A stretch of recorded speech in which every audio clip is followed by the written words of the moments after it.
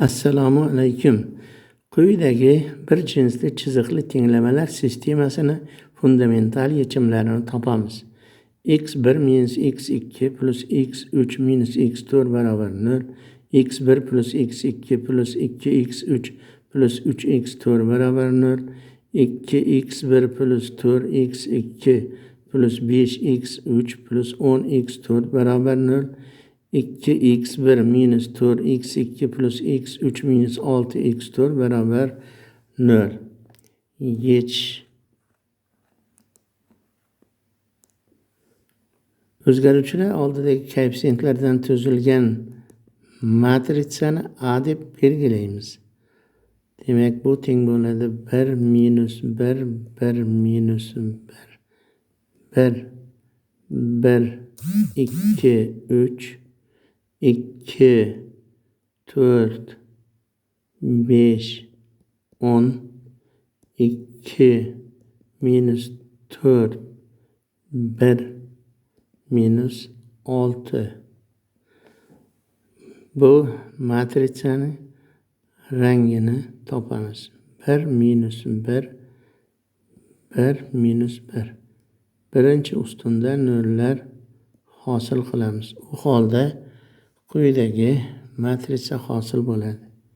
2 1 4 6 3 12 oxirgi qatorda minus 2 minus 1 minus 4.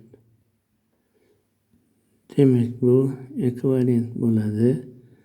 1 minus 1 1 minus 1 0 2 1 4 va birdan 0 0 0 oxirgi qatorda ham nollar hosil bo'ladi.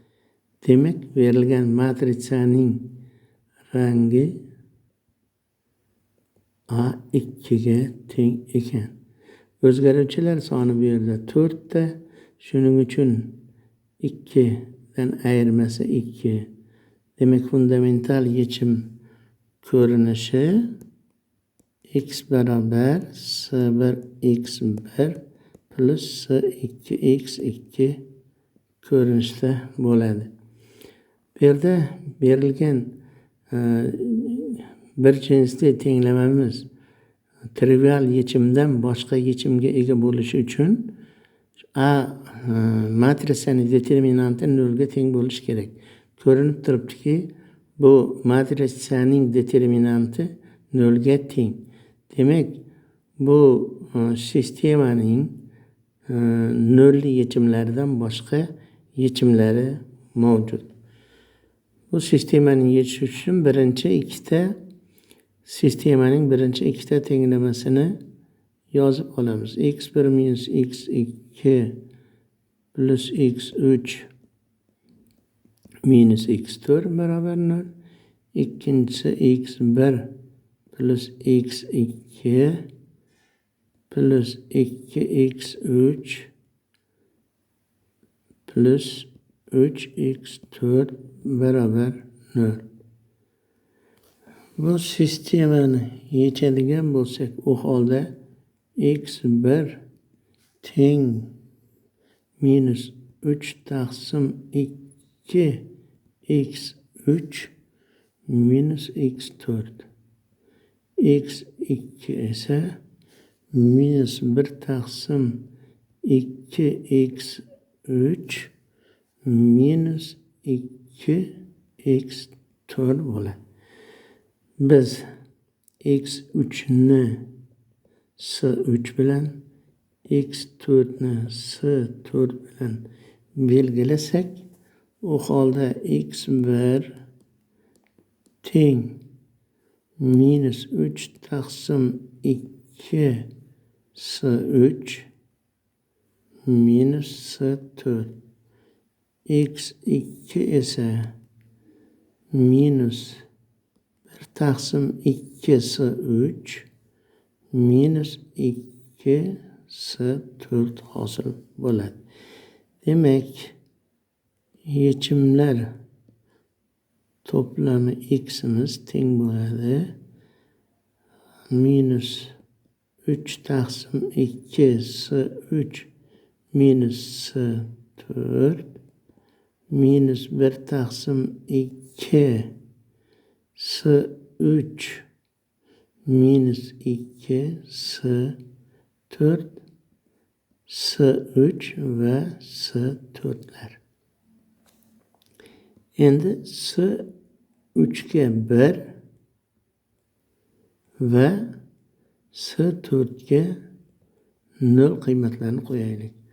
U holda x1 teng bo'ladi minus 3 taqsim 2 minus 1 taqsim 2 1 va 0. Endi s3'ga 0, s4'ni 1 deb olsak, x2 teng bo'ladi. Demak, minus 1, minus 1, minus 2, 0 va 1. Demak, umumiy yechim, ya'ni fundamental yechimimiz x barobar s1. x1'imiz bizda minus 3 taqsim 2 minus 1 taqsim 2 1 0 va plus s2 minus 1 minus 2 0 1. E'tiboringiz uchun rahmat.